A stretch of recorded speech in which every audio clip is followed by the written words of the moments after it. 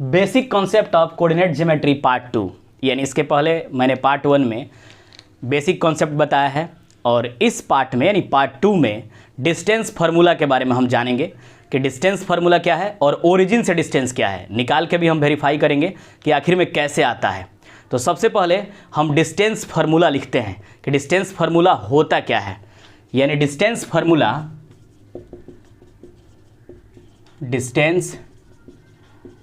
Formula यानी किसी भी बीच का डिस्टेंस फार्मूला अगर निकालना हो किसी भी दो पोजीशन के बीच का, तो फार्मूला होगा x2 माइनस x1 का whole square plus y2 minus y1 का होल स्क्वायर।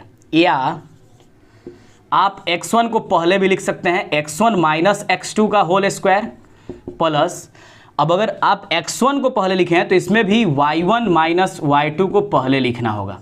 ये दो फार्मूले होते हैं, यानी दोनों सेम ही है। डिस्टेंस फार्मूला यानी डिस्टेंस निकालने का ये फार्मूला है और दोनों ये फार्मूला सेम ही है। अगर हम दो पॉइंट जैसे इसमें a और b, इसी में हम देख लेते हैं a और b, यहाँ पे a है और यहाँ पे क्या है b है। a और b यानी a और b के बीच का डिस्टेंस निकालेंगे तो कैसे निकालेंगे, तो यहाँ पे a का ये पॉइंट है और ये b का है, तो ये x1 हो जाएगा ये y1 और b का जो है ये हो जाएगा x2 और ये y2। फिर से आप सुनिए, a का पॉइंट को x1 y1, b के पॉइंट को x2 y2 मान लेना है, या इसको आप x1 y1 x2 y1 ये भी आप मान सकते हैं। तो आइए देखते हैं कि इसका वैल्यू कितना आता है इस फार्मूला पे रखने पे।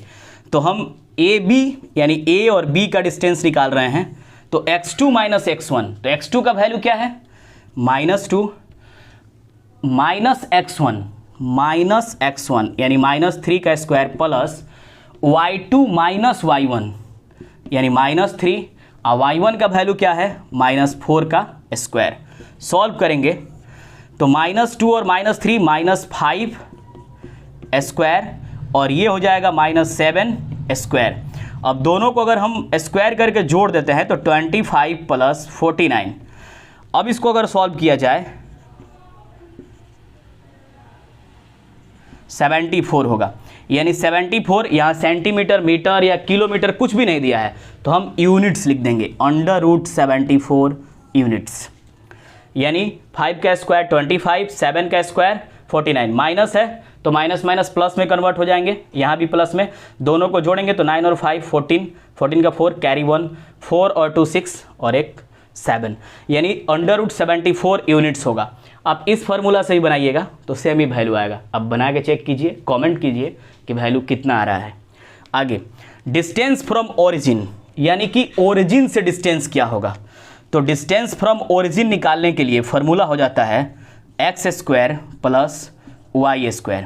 यानी किसी एक पॉइंट को हम ले लेते हैं, जैसे a को ही ले लेते हैं, यानी जो a पॉइंट है यह ओरिजिन से कितना दूर है, तो इसके लिए x² प्लस y², यानी x का वैल्यू इसमें क्या है 3 का स्क्वायर प्लस 4 का स्क्वायर, तो कितना होगा 9 प्लस 16 कितना हो जाएगा √25 यानी 5 यूनिट्स।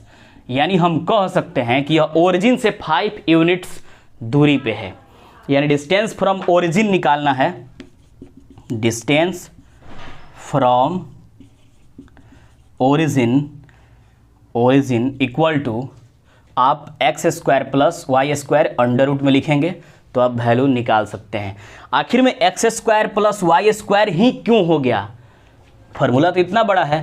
कारण ये है कि एक का यानी डिस्टेंस जो ओरिजिन का होता है, यानी ओरिजिन का जो कोऑर्डिनेट होता है 0 0 होता है, तो x1 और इसमें का y1, अगर आप ओरिजिन को इसको आप मान लेते हैं x1 इसको y1, तो x1 और y1 यहाँ आप अगर 0 रख देते हैं तो सिर्फ क्या बचेगा x और y ही ना बचेगा, तो इसीलिए √x² प्लस y², क्योंकि यहाँ पे ओरिजिन का जो कोऑर्डिनेट होता है x1 और y1 ये क्या हो जाएगा 0 हो जाएगा। तो हमको डिस्टेंस फ्रॉम ओरिजिन निकालना है तो उसका फॉर्मूला क्या मिल जाता है √x² प्लस y², यानी ऐसे आप किसी भी पॉइंट का वैल्यू निकाल सकते हैं। इसका यूनिट नहीं दिया रहता है तो आप यूनिट्स लिखेंगे, यानी यूनिट लिखेंगे।